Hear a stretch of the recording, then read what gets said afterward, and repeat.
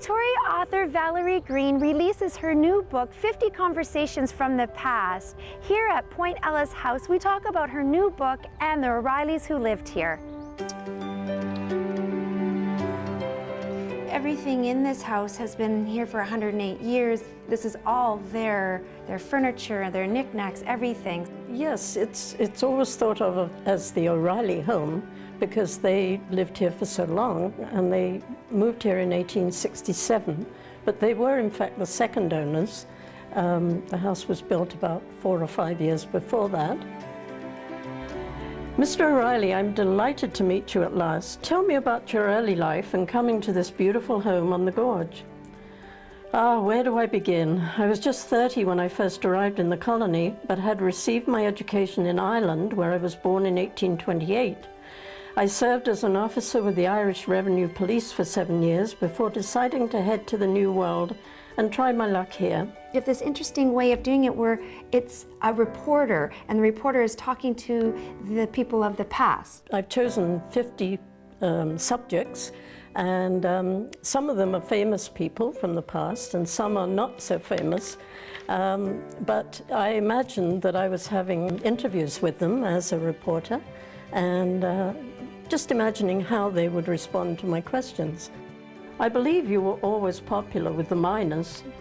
Well, I wouldn't stand for any nonsense from potential troublemakers. I always told them that there would be no shooting allowed, because if there was, there would surely be hanging. You've made it into conversation fiction. That's right. It was sort of what they call creative nonfiction. They were based, all conversations were based on truth and the actual facts of what these people did. The first conversation in the book is with James Douglas himself, because he was described as the father of British Columbia. And then I've got a mix of some of the people that aren't very well known, but there was still enough research on them that I could imagine if I was interviewing them. I talked about visitors who came, like Rudyard Kipling came to Victoria. And Queen Victoria's daughter, Princess Louise, was here for a while. I interviewed them, quote, quote. But I've also even talked with a very famous lady of the night, a gentleman that she had as customers, used to travel right along the gorge out front of Point Ellice House here, and go down to her mansion at the other end of Gorge Road, Rockwood it was known as.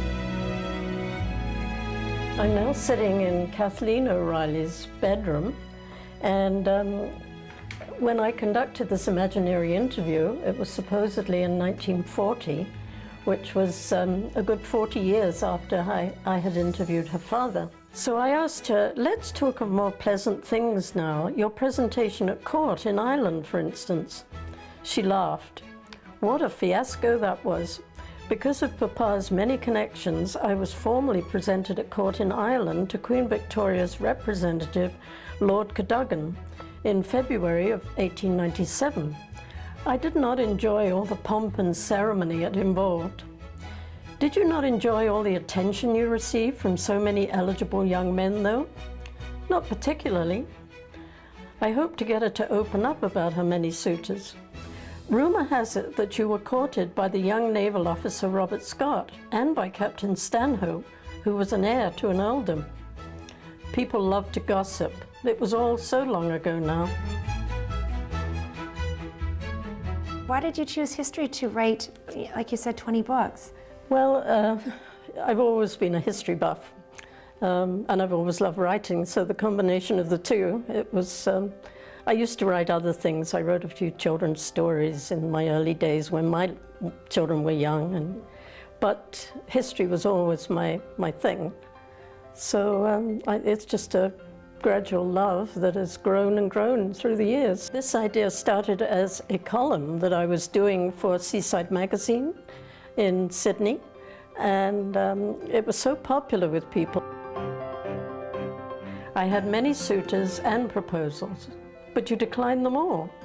I had my reasons, which were, I did not want my heart broken, which I find happens to so many women after the first flush of romance is over, And in any case, I did not need to marry for money or a place in society, as most young women were required to do. I already had both. And I love my home here at Point Ellice far too much to ever leave it. As we head into Canada's 150th anniversary of Confederation, what better way to celebrate than to brush up on our history? 50 Conversations from the Past is available at local bookstores and online. I'm Tara Keeping for Community Producers.